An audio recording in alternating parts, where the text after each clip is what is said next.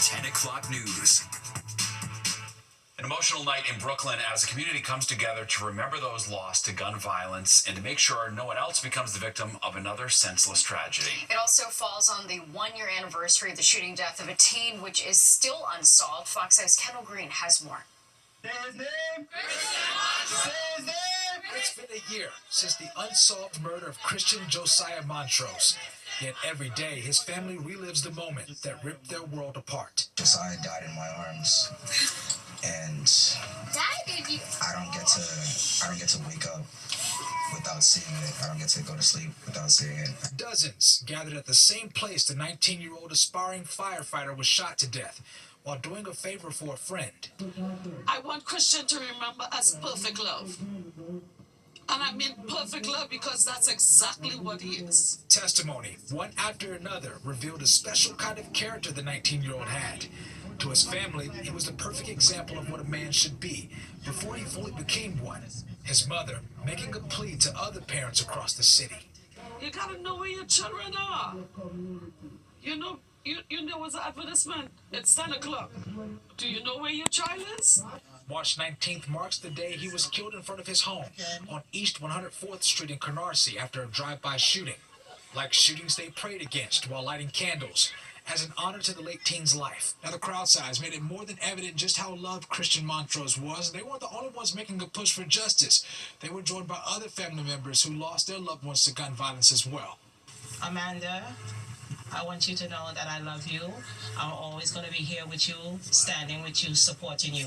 She supports us in every way. She's a very strong person.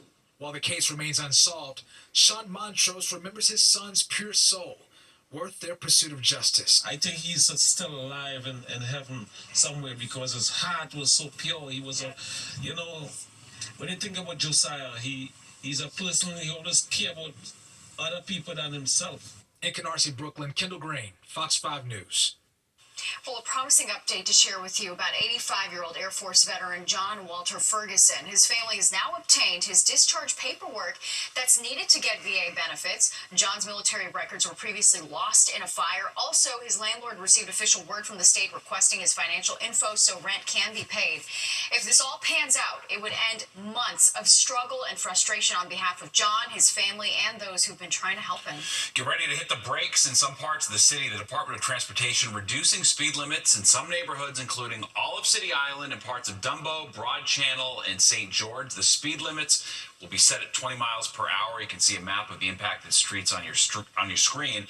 It's part of the Regional Slow Zones project. The first slow zone launched last year in Lower Manhattan. Well, 2 lithium-ion battery storage facilities are slated for a Brooklyn neighborhood. But as Fox 8's Jessica Formosa shows us, that's not sitting well with some people who call that community home.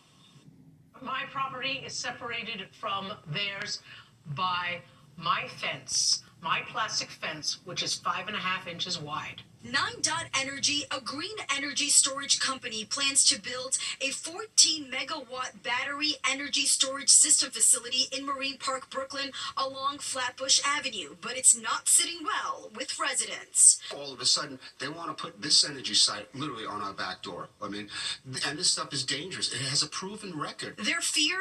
A chemical fire. First of all, the danger of fire, the immediate danger to these properties, but the overall danger, and this is the really, really big one, is that the release of toxic gases from overspreading the neighborhood. The most toxic fumes, we're talking about hydrochloric acid, we're talking about hydrogen fluoride, we're talking about carbon monoxide, and then particulate matters of the lithium itself, heavy metals. Claudia Greco and Edward Rawlick's backyard is up against what would be the lithium-ion battery plant. They lived in this residential area for 35 years. They never thought they would be put in a position like this. Property values are going to be plummeting.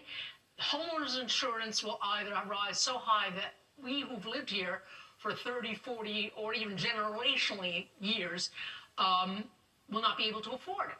Councilmember Mercedes Narcisi says the company didn't require City Council or Community Board 18 land use approval. In a statement, she says, our community should not be an afterthought in this process. Moving forward with this facility in a residential area without meaningful community input is poor governance. A spokesperson for 9DOT tells Fox 5 in a statement, quote, we are aware of the neighbors' concerns and we will continue to work hard to explain the need for, the benefits from, and the overall safety of our battery storage projects in the community. Claudia and Edward say they will fight to the end and are ready to take legal action if necessary. The community is planning a rally for this Friday. In Marine Park, I'm Jessica Formoso, Fox 5 News. Well, it's a topic that doesn't get discussed enough, but now the conversation is getting amplified. All right, coming up, Lisa Everett's going to take a look at what's being done to reduce health disparities in black men.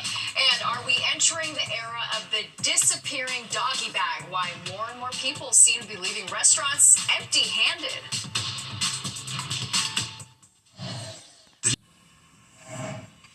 Now to a change in behavior at restaurants. Could diners be done with the doggy bag? All right, as Fox 5's Richard Giacova shows us, people are leaving more on their plate and going home empty-handed. Wednesday was ladies' night for this group of friends at Aurora Restaurant in Rye, but once the check arrived, well, don't look for any to-go bag at this table. I do not take leftovers home, ever, because I won't eat them the next day, because it's not as good. The leftovers don't give the same flavor. Maybe it's because you won't eat the rest of the steak, or there's a bit of shame still associated with taking the rest of your $40 dinner for tomorrow's lunch. But this sudden new trend appears to be growing. General Manager Pedro Celestino says he sees more food going to waste now than he ever has before. Some other folks, they just don't want to take anything home. They just go to waste. According to 2023 data from ReFed, a nonprofit that helps reduce food waste, the average American leaves behind 53 pounds of food on their plate at restaurants every year. In dollars, that's about $329. It's a huge waste, especially at a time when there's, such high food prices, and we're all really so sensitive to that. Experts say not taking a doggy bag home may be something called a Gen Z effect, where those of a certain age may say they don't want leftovers.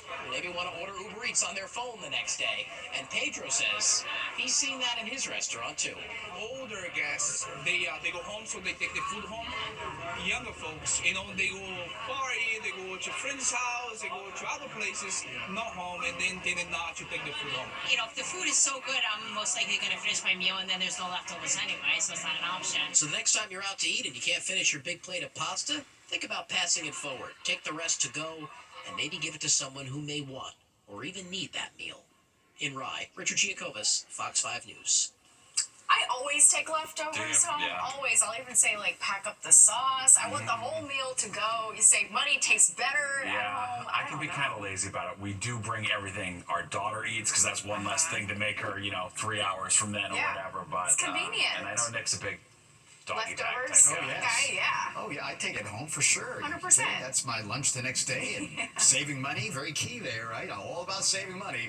So, so take those leftovers home. Or, again, maybe give them to somebody that could use them if you're not going to do that. All right, how about using some nice weather? What a nice day again. We had temperatures get up to 60s near 70, and in fact, in Midtown, 63 for the high, well above average, 43 for the low. That's well above average, too. 76 at 8 in the records. None of those happening anytime soon. Sunrise tomorrow will be challenged. We've got a lot of clouds around here tomorrow, maybe some drizzle and fog in the morning, setting at 7:07. Well, the clouds are moving in now, 49.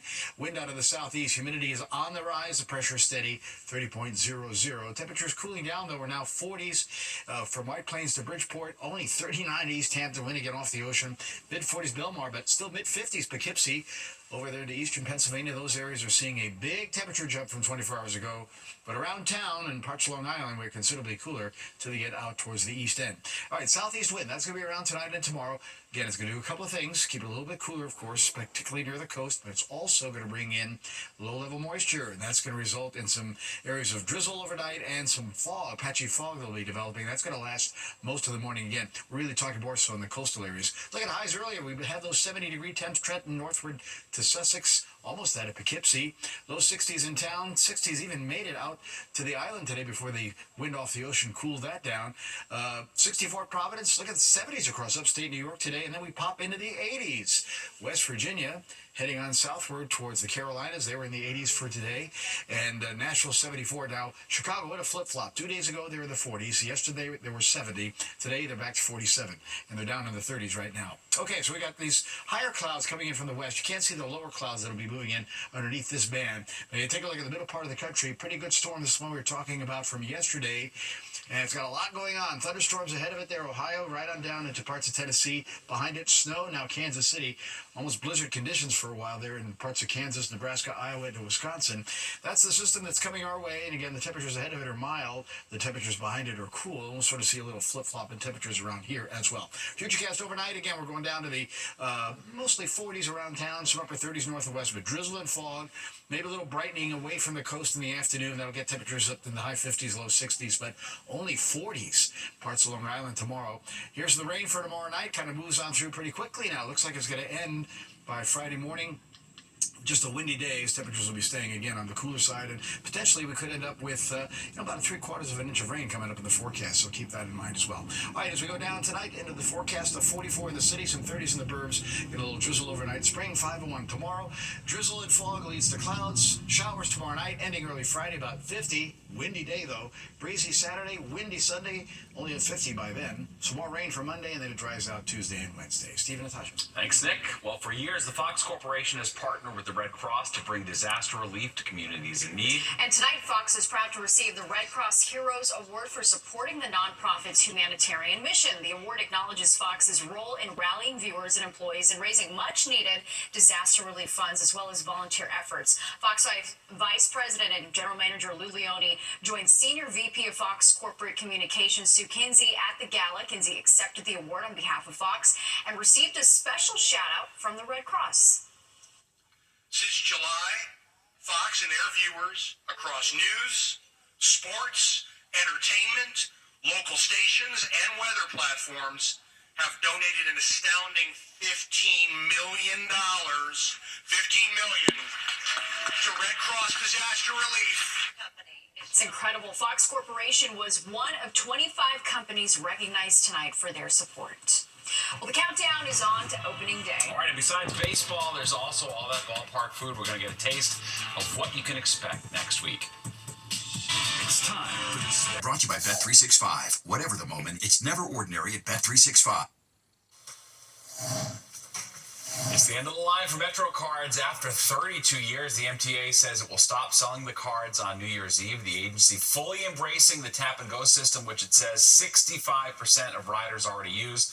Metro Cards will still be accepted into next year, and an official final date for them will be announced at some point in the future. All right, well, opening day for the Yankees is just over a week away, and today the team previewed some of the new foods fans will be able to chow down on at the ballpark this season. Fox 5's Meredith Gorman took a trip to Yankee Stadium where she got a chance to try some of the new food options.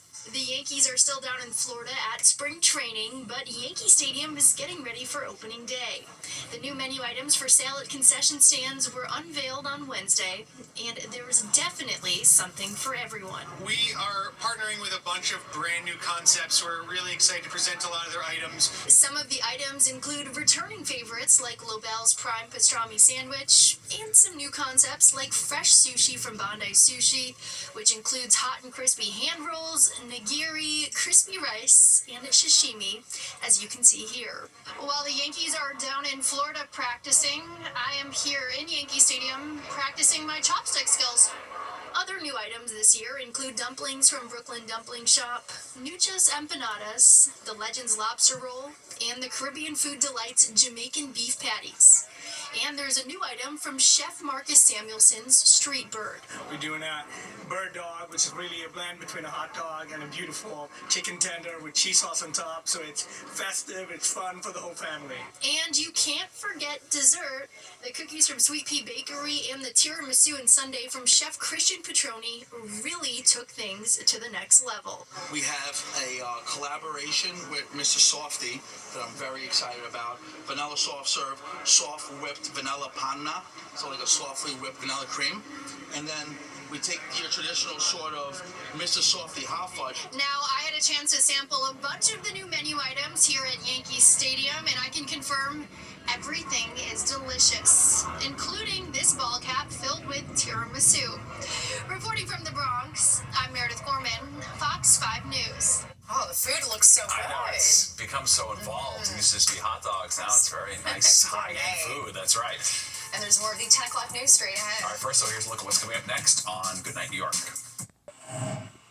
Well, costs for caring for your pet are surging. A new report by Rover giving us insights into what it takes to care for our furry friends. The report says dog owners should prepare for costs to go up by 7% this year, and as much as 10% for cat owners. And I'll pay whatever it takes. Doesn't matter. You got to Honestly, do it. no That's for matter. sure. That's right. Not pinching a penny there.